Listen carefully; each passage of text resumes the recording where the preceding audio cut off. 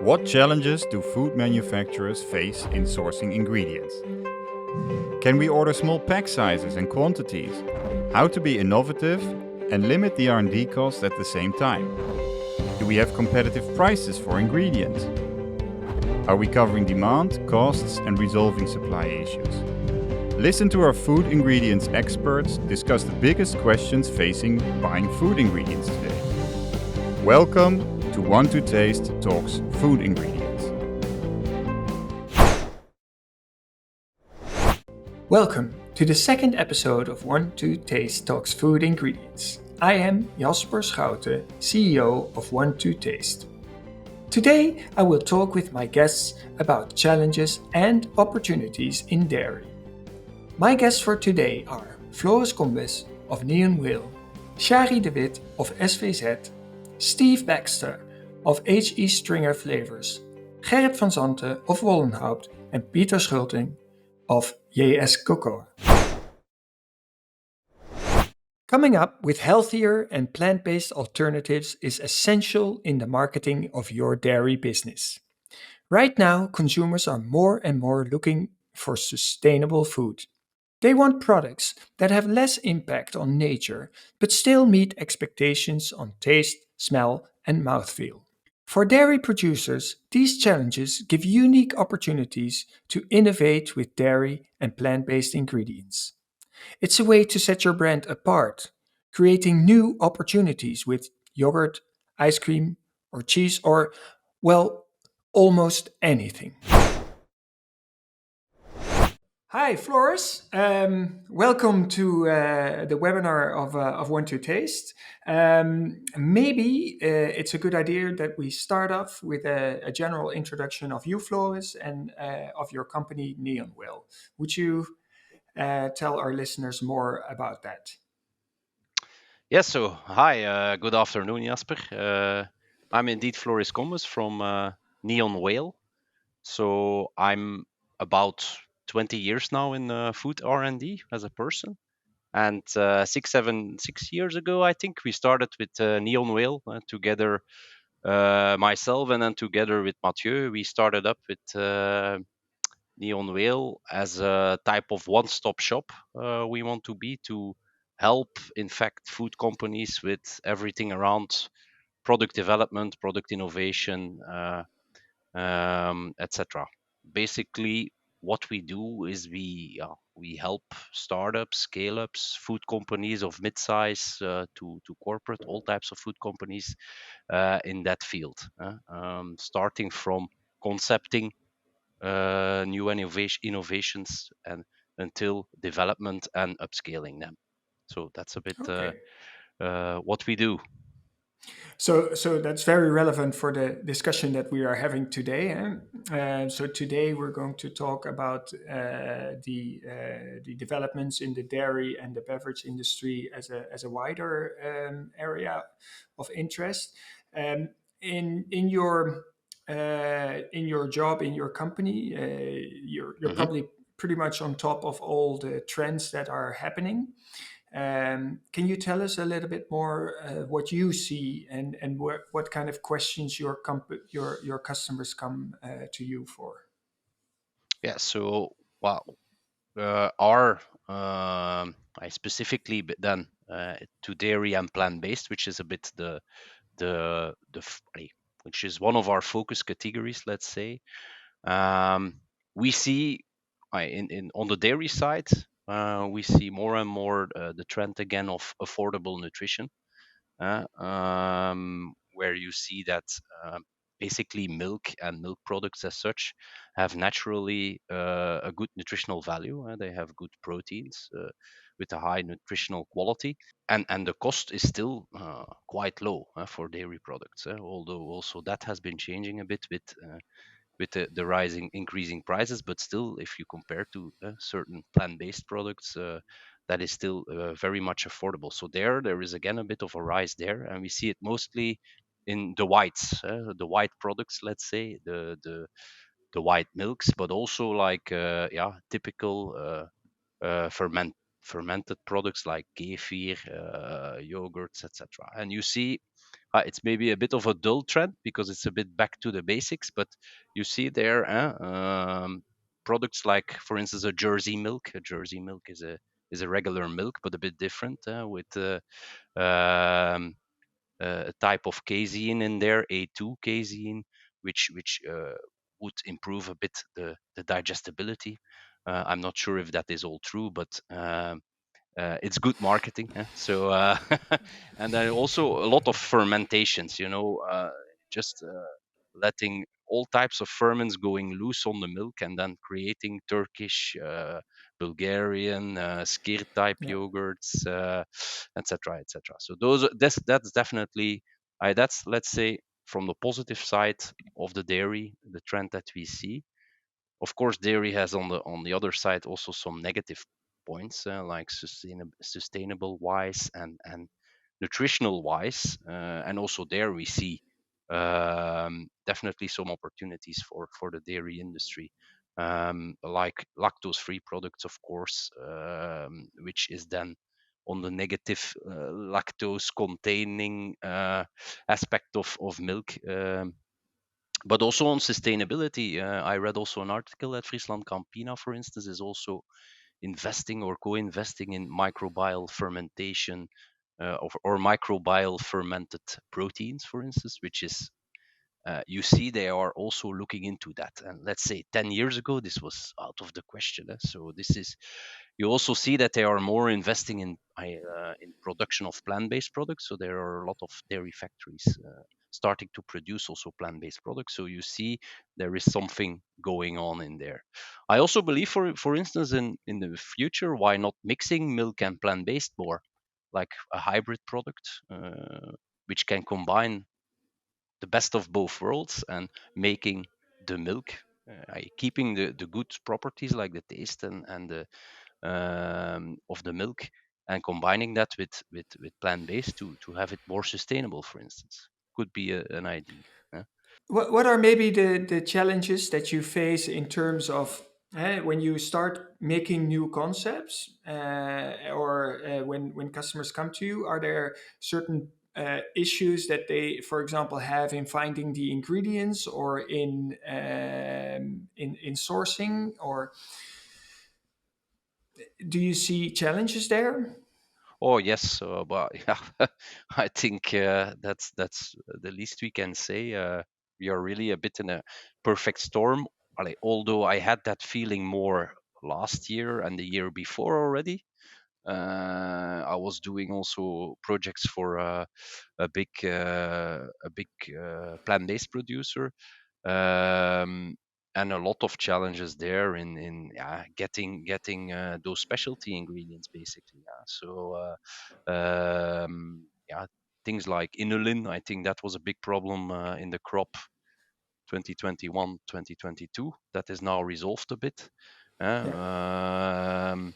Specialty proteins like formulas containing certain pea proteins that are very specific, and then at one point that pea protein is no longer available and you need to find another one, and it's a lot of testing. It's a lot of product development work going in there. So I think also when you do new projects, and we also integrated these difficulties a bit in our way of working, is having attention points on when making formulas, to already think a bit about, if we know ingredients are a bit tricky, certain types of ingredients, that we already try to have alternatives maybe in the back of our heads, or for our customers that we say, yeah, even, yeah, what we even, yeah, for some type of ingredients is just a big mess.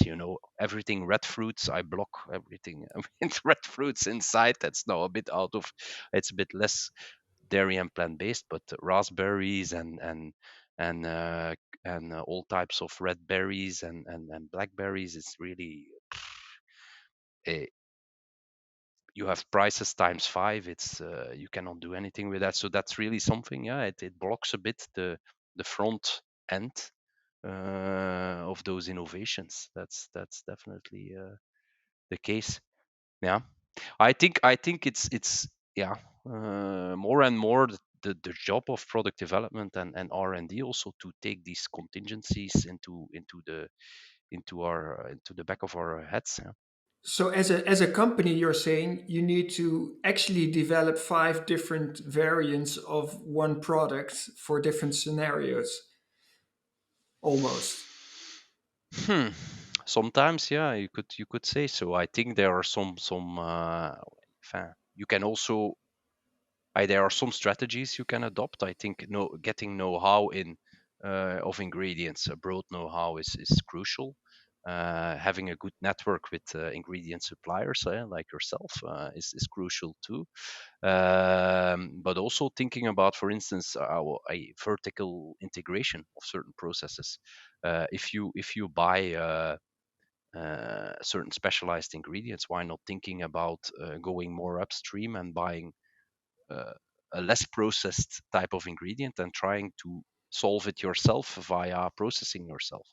In the plant-based world, for instance, it's now more and more.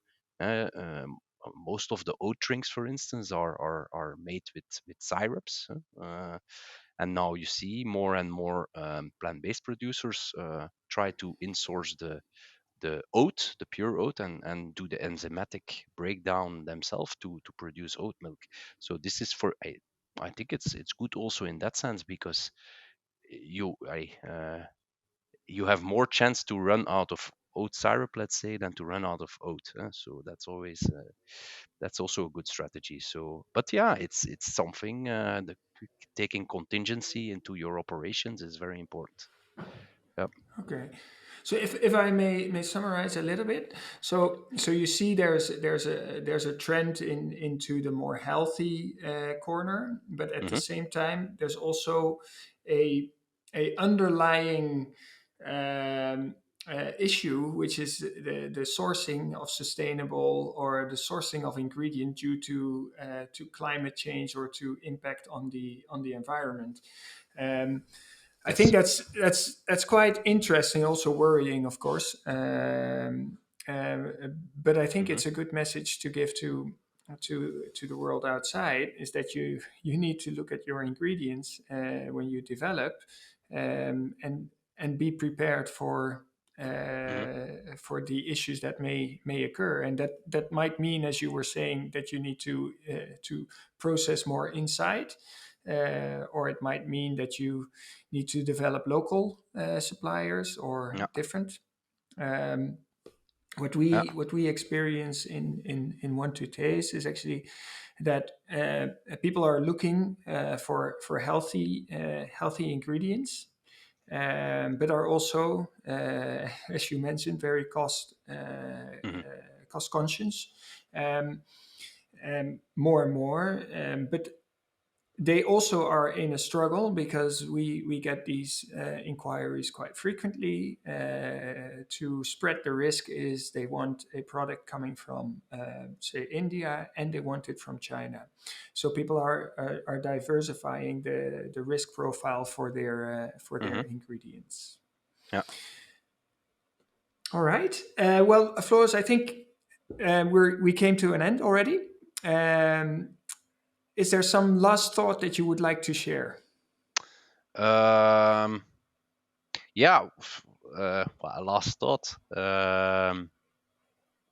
I'm thinking. I think, yeah, when we start up innovations, we always begin a bit with the end in mind. So we always start thinking of what does the customer want to put in the market, and what does it have the necessary consumer relevance, um, and by shaping that idea, we go into a sort of thinking strategy with them. And we start with a very broad briefing. And we take into account in the briefing all the problems we discussed today, problems and the trends also, to map really well um, all the different aspects you want to integrate in your product. And so there, I think it's very important for in this customer journey, let's say, to already from the beginning start with the end in mind. I think that's the key rule. Um, whatever you can already think of issues that might pop up on ingredient sourcing, on processing the certain recipe. Taking that already along is key, I think, and that's something where our company can definitely help with, because we know already a bit what is happening upstream. Not a bit, we know it very well. So that's, I think, my takeaway message there. Cool. Yeah. Good. Well, thank you for sharing with us your knowledge, and we know each other now for quite a period, and what I've seen is a very professional approach. Um, so I want to thank you for our conversation today, and look forward to continue our work together. Thank you. Hello, Shari. Good day. Hello. How are you? I'm doing fine. Hope you are too. Yes, thank you. Thank you for joining us today in our podcast. Want to Taste Talks Food Ingredients. Would it be possible to tell our listeners a little bit more about yourself and about SVZ, the company that you work with? Of course. So let me start by saying hello. I'm Shari de Wit, working and living in Breda, the Netherlands, where I work for SVZ, also based headquarters in Breda. What we do, we are manufacturer of fruit and vegetable ingredients. There you can think of purees, juices, and concentrates for the food and beverage industry around the globe. We have factories, a few in Europe, in Spain, and in Belgium near the border of the Netherlands, and in Poland. And then, of course, we also have a factory in the US. So, an international player, let's say. A real international company. Well, thanks again for joining us today. We're going to talk a little bit about launching new products, and then specifically how do you determine which prototype you're going to bring to market. Um, are you guys familiar with the process, and how do you actually work with that? We are familiar with the process. We have our own R&D team as well, and we really like to level up our co-collaboration with the customers in creating something new, or at least something to help them for the perfect application within their new product development. And what do you think? For example, we're more zooming in on, say, dairy products, but potentially also for other end users. What are deciding factors that you recognize, and where you have to anticipate with? Well, it's first of all, it's good to realize that we see that there are different approaches to determine the prototype. Which first can be, is it proactively? In this case, then it comes from us as a ingredient supplier. Or it can be that the customer already has a product briefing, which can be quite specific, or a blue sky, so really open to any suggestions from our side or our expertise. In the case of that the customer already has the product briefing, we see that the deciding factors can be, for instance, on the taste. Should be really natural, especially because our product is also really plant-based and natural. The texture, do they want it with seeds, without seeds? Does it require a smooth texture, or really the authentic one, where they have even pieces within this texture? And the colors, of course, do they want a natural color? Should it be clear coloring? Should it be cloudy? So there are many factors to decide upon. But you can imagine this really depends on the specific application. Whereas if they create a healthy yogurt, it will be very different from when they are creating an indulging ice cream. So yeah, it's really important to therefore to keep the conversation with the customer to really learn what they are searching for. Okay, so what you're saying is that when you work closely with a customer, that they that you need to understand first of all their process, and after that you can anticipate, as SVZ, in how you serve them. Is that correct? Yeah, that's correct. Okay, and when you would be sitting, I'm just challenging you now. When you would be sitting on the side of the customer, what would be your way that you would say that you could,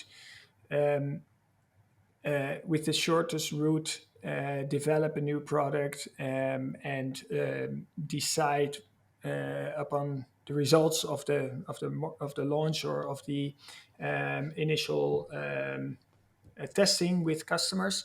How would you approach that yourself? As a customer, I would really like to have a peace of mind, and will be able to rely on the expertise of the partner in this case for the development. So in this case, then the supplier, to really be able to trust on their knowledge and their know-how about the specific ingredients. As I can imagine, for as a customer, you have your own expertise, but it's impossible to know all ingredients, to have the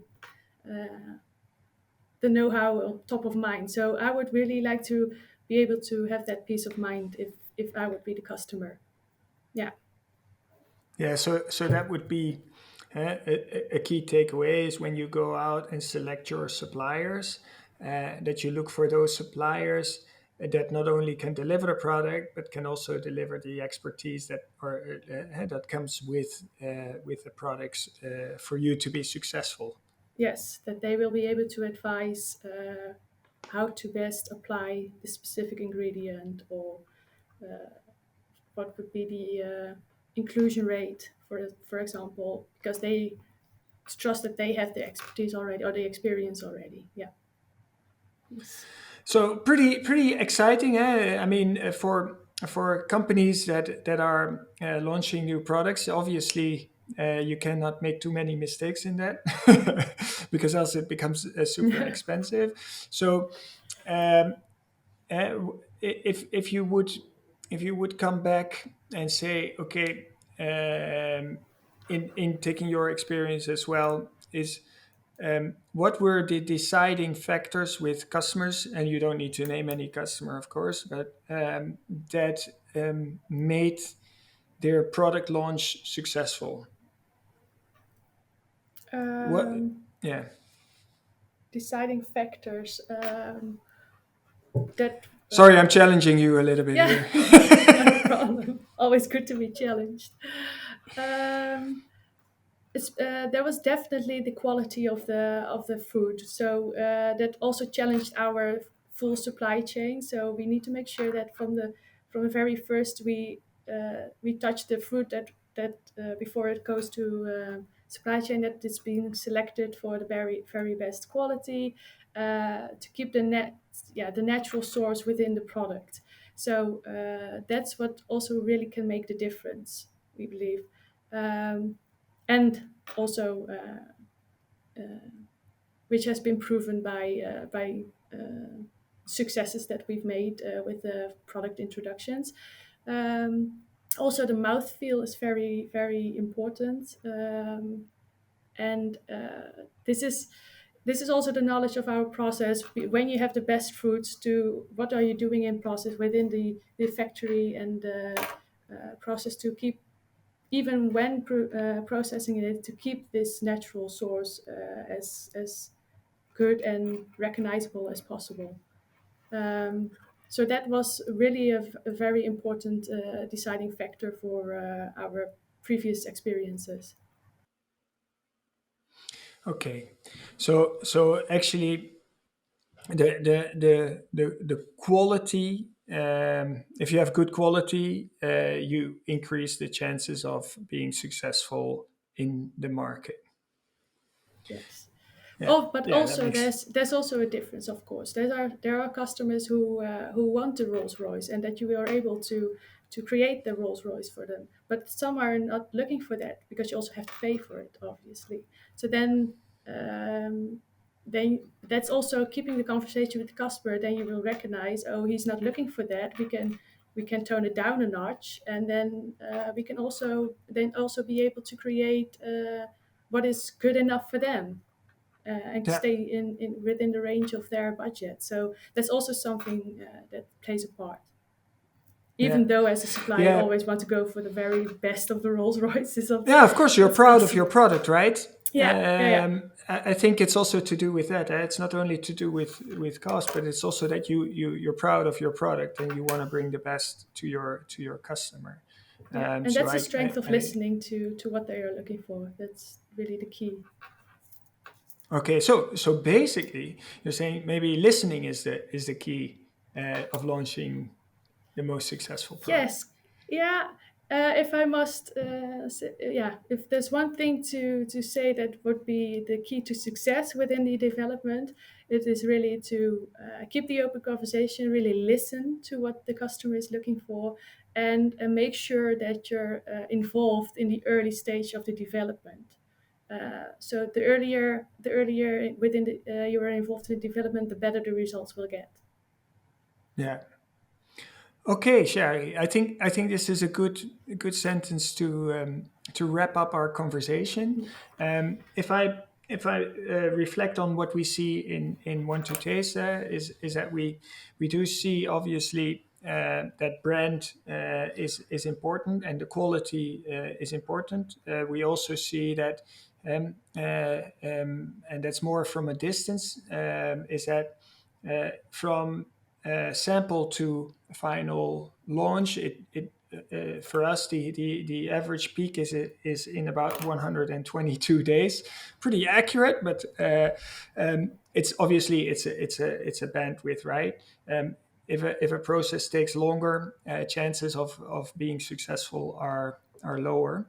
Yeah. So I think it's also to do with focus from the company when they want to launch something, that they're fully focused on that as well. But it's overall. I think you're right. It's all about listening and working together to make a successful product. Yes. So I want to thank you, Shai, No problem. for the time today. And for sure, we will be in touch soon. Yeah, wish you all the best. Thank you. I enjoyed being part of this conversation, and hope listeners will find us if they're looking for the best partner in development with the ingredients of fruits and vegetables. Hi, Steve. Thank you very much for joining us today in our podcast. You're joining from the company, your company, Stringer, HE Stringer Flavors. Can you tell us a little bit about yourself and about your company? Yes. Well, the company was formed by my father-in-law in the late 50s. He was a perfumer, and he worked with a chap called Dr. May, who specialised in savoury Maillard reaction flavours. And they started off in quite humble beginnings in Rickmansworth, and then Harry had a custom-built factory built in Tring in Hertfordshire. And at that point, we had a perfumery arm and a flavour arm. The flavour arm got bigger as the supermarket presence in this country got bigger. And we actually, I took over the company in 1998, and it was quite run down and underinvested. It had been neglected since Harry died in 1985. And so there was lots to do. And since then, we've been building and reforming the company, the way it works. I had to take some quite drastic decisions during my sort of early years at the factory. But one of the first things we did was to get organic products going. So we were the first flavour company in the UK to have organic products into the market, ingredients. And so our experience sort of stems from around about that date. We specialise in natural flavourings, and we really run. Although we've got a sales team that does kind of back up inquiries, we really have a web-based kind of inquiry system that it just expedites the whole inquiry process. So we don't like to faff around because speed is everything, and accuracy. Yeah. So since you mentioned that speed part, right? Then we specifically are going to dive a little bit into the go-to-market. When you would talk to your customers, what is it that you would when they want to bring a product to the market? What is your experience? What would you advise them? well, to make sure they've got sufficient investment for one thing, because it's not a cheap game to bring things to market. I think sometimes people underestimate the amount of work it takes and funding it takes. But having said that, it just depends on the type of company we're dealing with. If it's blue chip company, then the whole thing gets very serious, and it usually starts around the marketing, guys in the in the company, in the client. So there's lots to take into consideration. You've got labeling issues, you've got depiction issues, and that would affect our product selection process. So if it's a small time entrepreneur, we try to actually back hot prospects that we feel are on trend. And that sometimes comes from funny little corners and places. The places they start, it can be anything from a kitchen table up to a small unit somewhere. Someone that's got ambitions about getting into the food industry, and they have a hot product. And go on. And how do you because they try your product. It normally starts, I guess, with a sample. Yes, of course. Yeah. Well, I guess I know. But how do you anticipate? What I'm referring to, Jasper, is you're asking me, how we expedite our process, how we actually work fast. Yeah. And the way we work fast is to make sure that the product we select, and you've got to bear in mind that we have maybe 500,000 formulations that we've accumulated since we began. Maybe 250,000 of each side of the business, sweet and savoury flavours. So it's a labyrinth in a sense. I mean, we've got go-to products that are quick pick, but sometimes, well, the strange thing is you find that you're always asked for a new product, and also. So that affects. I mean, if we have what we feel is an on-trend idea, we'll just make it. We'll just formulate it. We'll create it, because that's something that's missing from our palette, and we want to have a complete palette. So the thing is that if it's for a small time company, we'll get as near to as they want as a perfect fit. So obviously, we want to expedite our product selection process, and the way we do that is to take the criteria, the labelling criteria, the manufacturing criteria, and all various other things, liquid, powder, all those issues. We have to take those into account before we actually select the right product. And it's really all about not wasting any time, because time is of the essence, in our industry. If you're first out with a sample and it fits, you're going to win the business. We see exactly the same thing on the One to Taste platform, where we actually see, once you are the first on the table, you're the first that the people start developing with, and you're the most likely candidate to win the brief, right? But do you have a certain strategy, because timelines are short, you're Yeah, mentioning, right? But probably you have around 2000 different stock keeping units for as yeah, raw yeah. materials, right? And how do you make sure that once a product is successful, that you can also scale up to the volumes? Yeah, Do we you have have to make certain sure that, I mean, it's all about exchanging information from the customer. So the more transparency we have, I mean, there's no point in beating around the bush and just playing cloak and dagger. You know, we have to get to an understanding. I mean, people, you know, the whole thing about business is it has to be win-win. If it's win-lose, then it drives people out of business, and that's no good Yeah. to anyone, because you know you'll create fractures in the supply chain. So what's important is people understand the value of your service. The only way you can provide a valuable service is to make efficiencies in the factory, and in the manufacturing process. So we make sure that we find out what call off times, you know, approximate usage, and we just stop for it. It's as simple as that, really.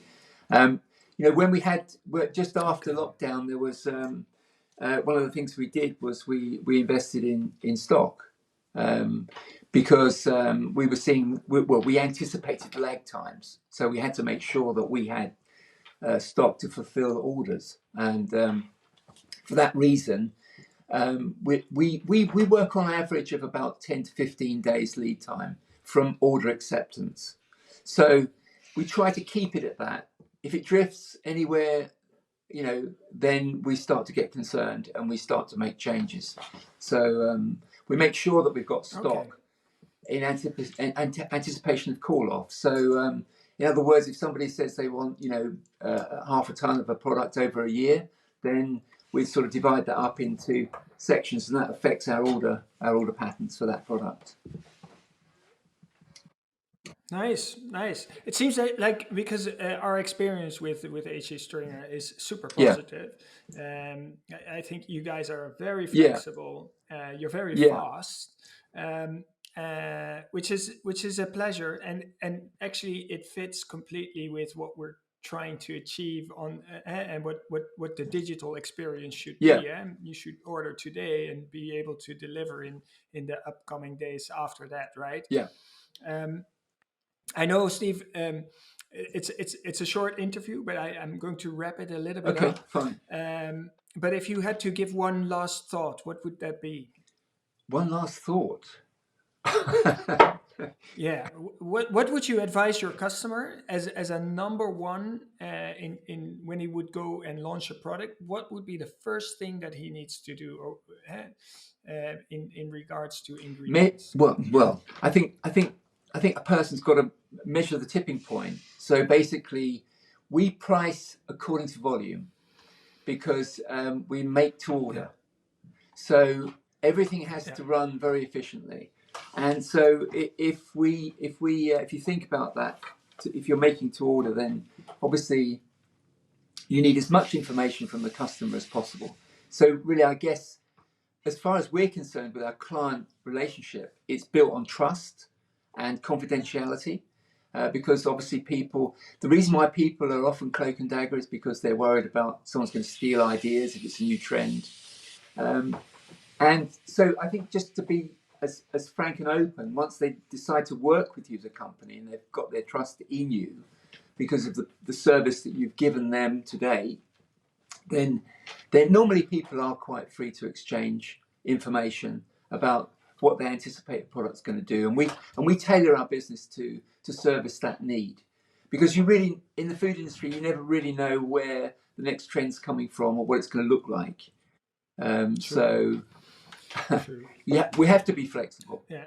Well, yeah, yeah. I think so. So if I would put that in one word, is transparency. Yeah, I think yeah, that is what it comes that down is to. the most important thing. Honest communications. Yeah, yeah. Yeah.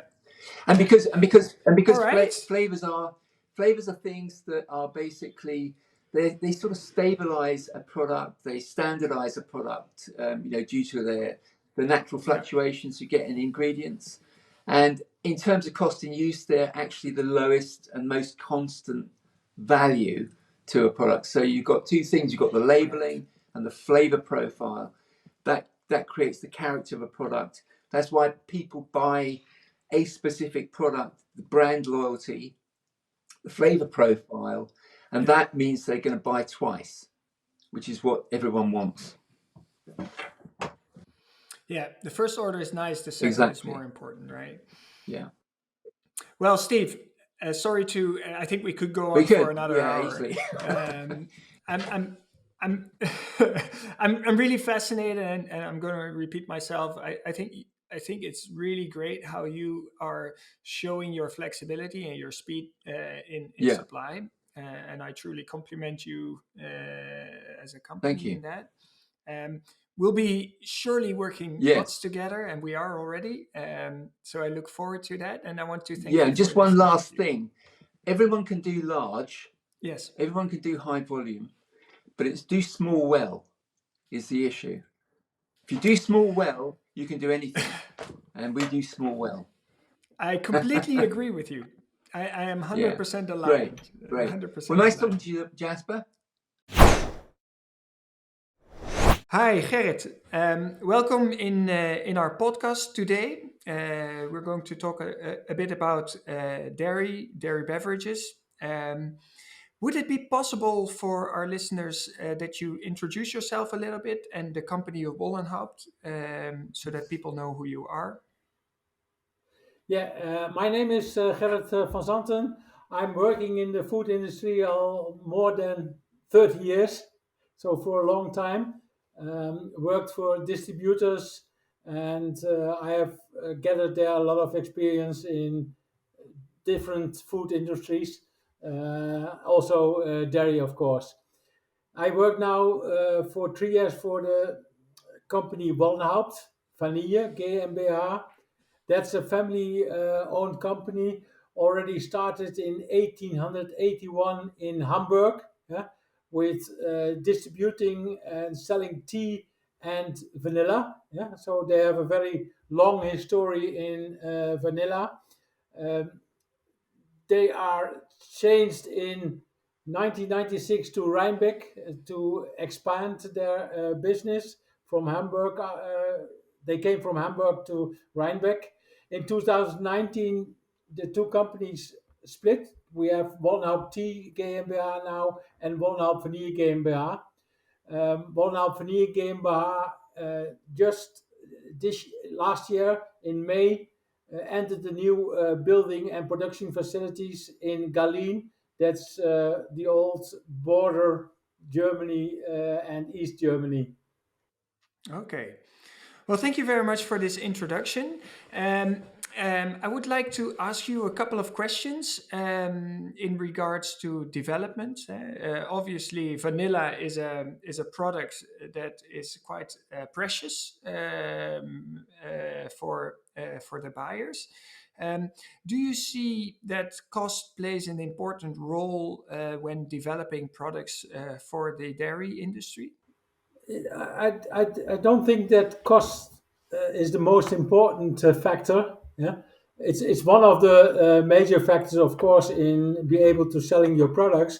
But I think that quality, yeah, supply security, special for vanilla, is also very important points. And you don't need to you not underestimate those factors also, because quality is now very important next to that you have all your certificates. Yeah, that's more important than only the price. Yeah, special vanilla, because there are so big fluctuations in price, in quality.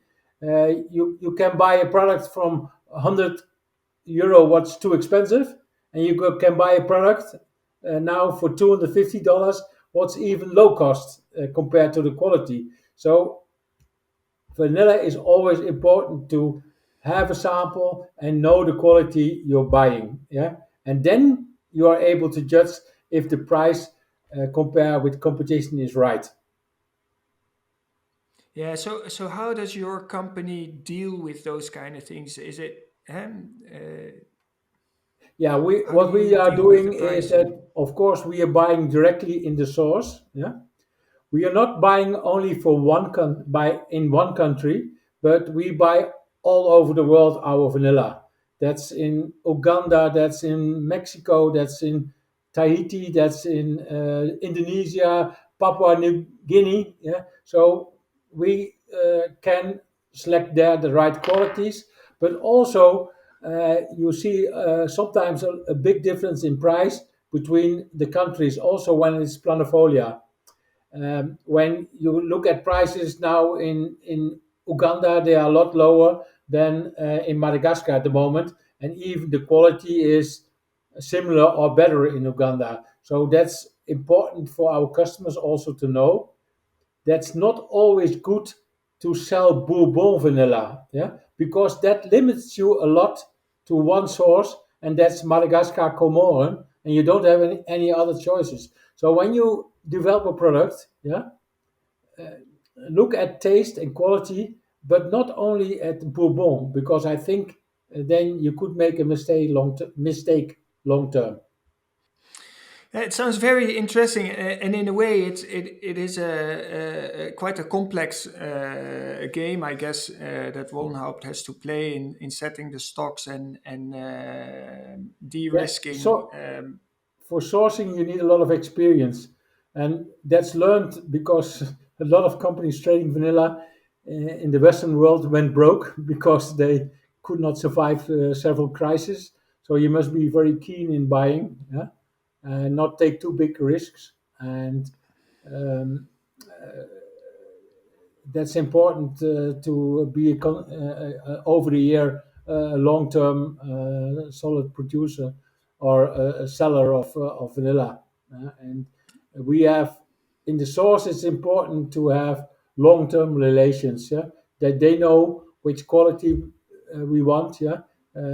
And our partners in the countries we are doing business with are often already over 30 years we have relations with them. So they know the demand, and that's, I think, for this product is very important because in Madagascar, 14,000 farmers producing, say, about 2,000 tons of vanilla. Yeah, so it's difficult to have a constant quality and to select the right farmers to work with. There you need to have a lot of expertise. Yes. Well, thank you very much. I think it's very interesting to listen to you and how Wollenhaupt is actually dealing with the different attributes that impact price. So the long history of sourcing, the spreading the risk over different countries of origin. Um, so I think that's very helpful. Is there one last comment that you would like to make to the listeners, where you say, okay, this is something that really needs to Yeah, get across?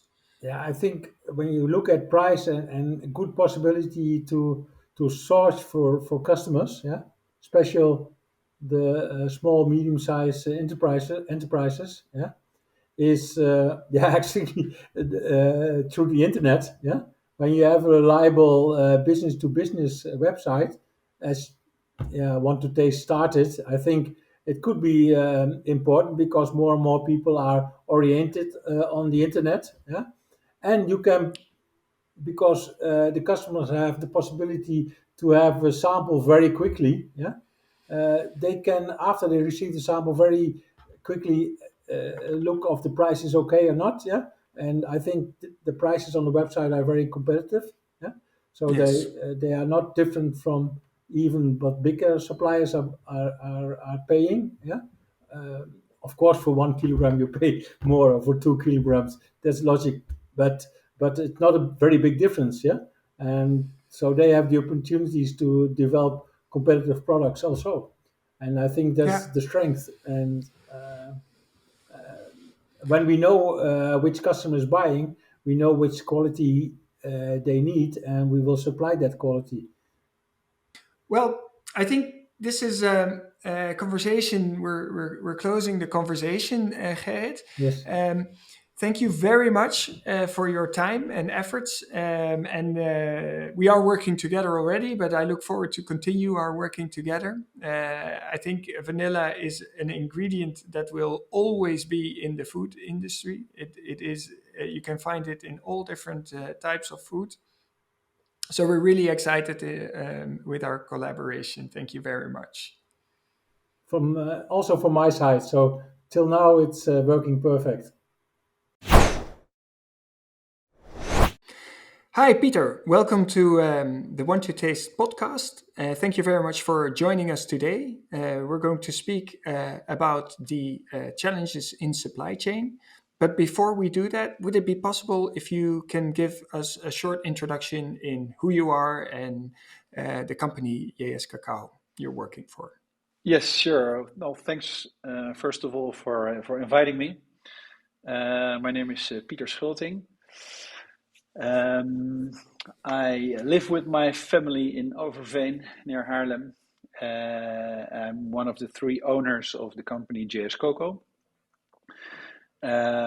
Before I elaborate a bit on JS Cocoa, I've been working in the food industry from the start. I started at Unilever in the management traineeship. Then I found out that after 3 years, talking about colors of packaging and fighting retailers is not the thing I dreamed of. So I was looking for a little bit more entrepreneurial, pioneering excitement, and I moved together with my brother to Pakistan, where we set up a new company as an assignment for a Dutch investment company. A lot of supply chain in that setup, by the way. We were bringing Dutch cattle genetics to dairy farmers in the Punjab. And it's a cold supply chain, so we could spend the whole podcast on this business model Many alone. challenges there. Exactly. I did that for 3 years, and when I came back, I started at Cargill Cocoa and Chocolate. That's where I first got a taste, not literally, yeah, also literally, but a taste of cocoa. And in 2017, I had the opportunity to buy 100% of the shares in JS Cocoa, together with my two partners. JS Cocoa is a cocoa processor based in the Netherlands as well as in Ghana, where we have our fully owned daughter company that collects and consolidates and exports our cocoa raw material, which we all process in the Netherlands. And the specific about JS Cocoa is that we're a circular cocoa processor. So we buy and process not the regular cocoa bean, but we source specifically the off-spec bean, the small bean, the flat cocoa beans, which stay behind, and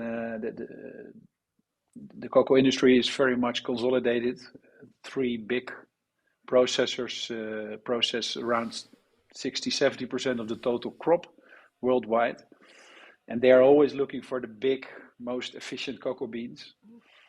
And as a result, the misfits, they stay behind, and the poor African cocoa farmer is stuck with that stock. And we have built the expertise and the solutions over our history of 100 years. This year, we started 1923. We have the means and the machine and the expertise to efficiently process these cocoa bean off-specs into cocoa butter, and nowadays also into cocoa powders, for both the food industry as well as the cosmetics and the pharmaceutical industry. So if you look at your company, right?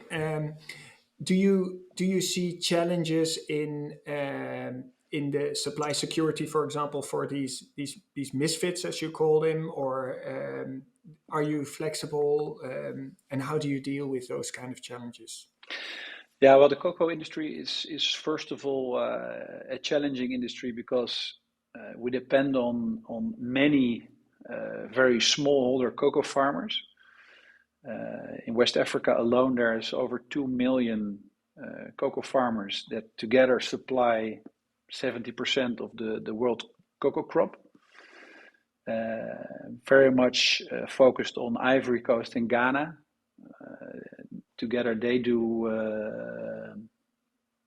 I think, 60% of the crop. So in two countries alone, significant part of the cocoa originates. And you can imagine if any issue arises in that country, in those two countries, that has an effect on the whole supply chain as well as the commercial global market.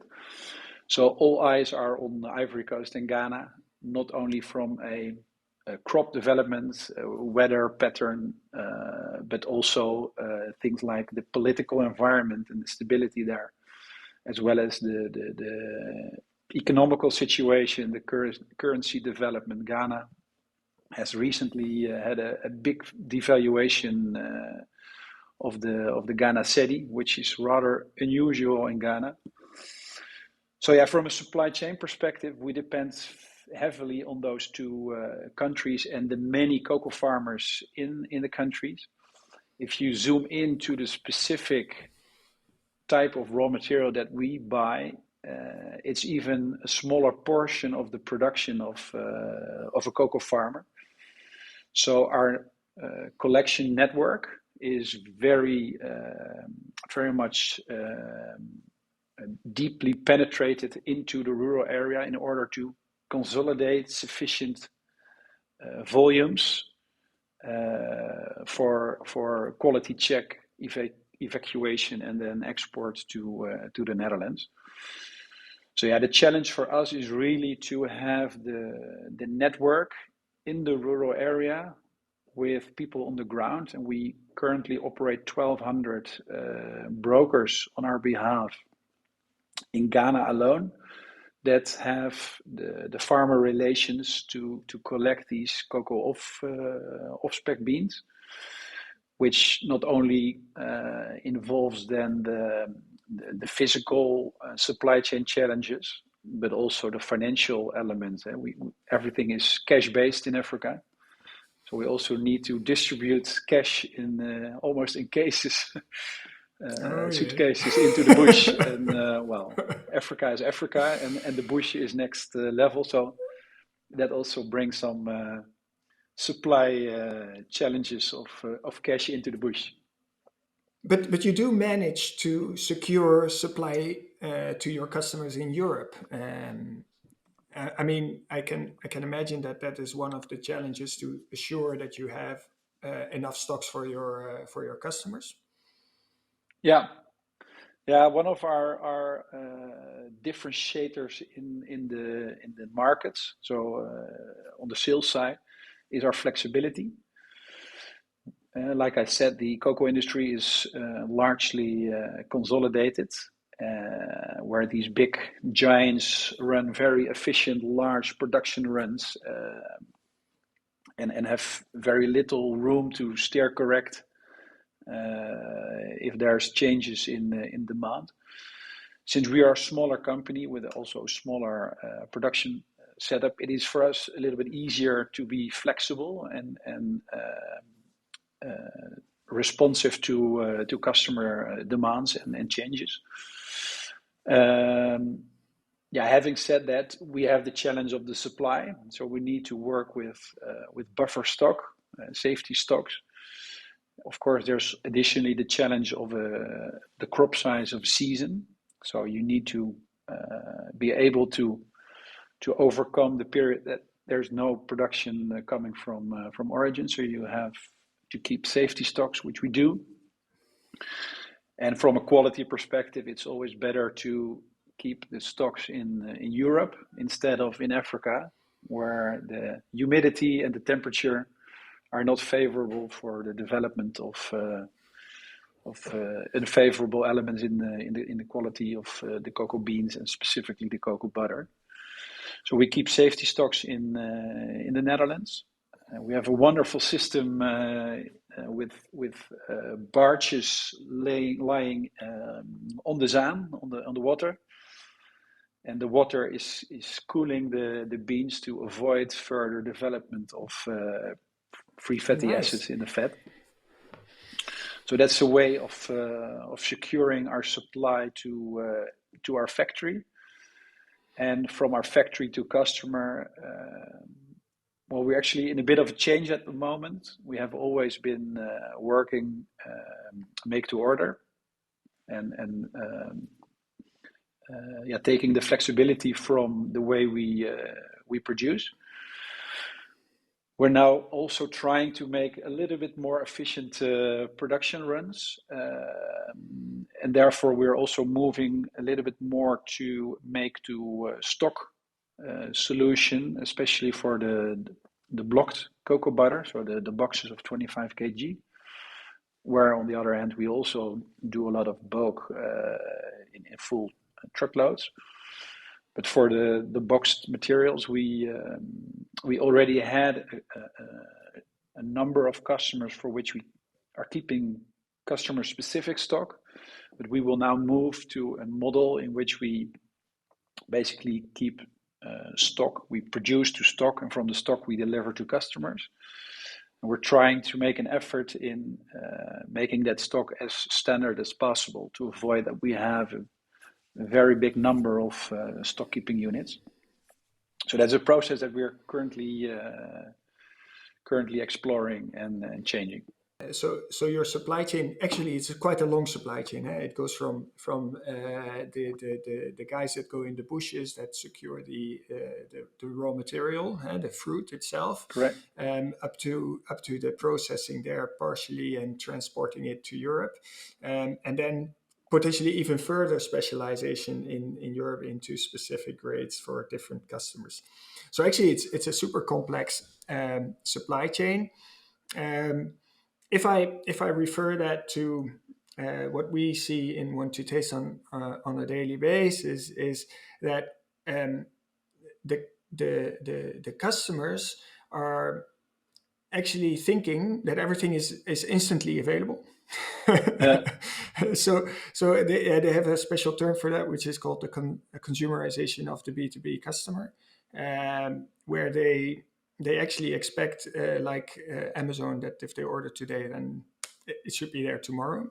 So there's, and I think that is what you're highlighting, is that is something where also continuous education of the customer needs to happen, to make sure that it's not a product that you can create out of the sky, but it has a long run in development and in processing. No, true, and we also see that trend from a B2B, where still a major part of our customer portfolio in our business depends on, which is bulk, and there needs to be alignment. On the other hand, the more B2C kind of setup, we also see as a development, and we have different models to deal with that. And one of the models is that we keep a stock in consignment in faraway places. For imported markets like the US, we have local stocks which are under our consignment, but at the location of our local representative, in order to keep the time to market short. So that's one of the models that we operate. On the other hand, the online development is also picking up fast, also in the B2B. I guess you know all about it with Want to Taste as well. And that's why we also work with Want to Taste as a partner, in order to keep both information as well as stocks readily available and broadly available to customers that have maybe somewhat smaller urgent demands, but we can respond in a fast manner also to that part of the market. Yeah, our time has come to an end already, Peter. Thank you so much for taking the time to have this podcast with us. And for sure, we'll be in contact, and we hope our listeners are inspired actually by your company. I love what you're doing. The circular thought is really what we need as a world. So thank you very much for your time today. Customers are more and more willing to buy plant-based dairy alternatives and healthier dairy products. This trend gives much traction to the dairy and ice cream market. Availability of alternative ingredients is crucial for the product development of innovative dairy products. The more complex ingredients, the more challenges in R&D. And when deciding to go to market, scaling up a product launch, flexibility in order quantity is required. Launching a successful product demands a fast response on supply, scaling up volume at short lead times. This was Want to Taste Talks Food Ingredients. If you want to know more, please check our website.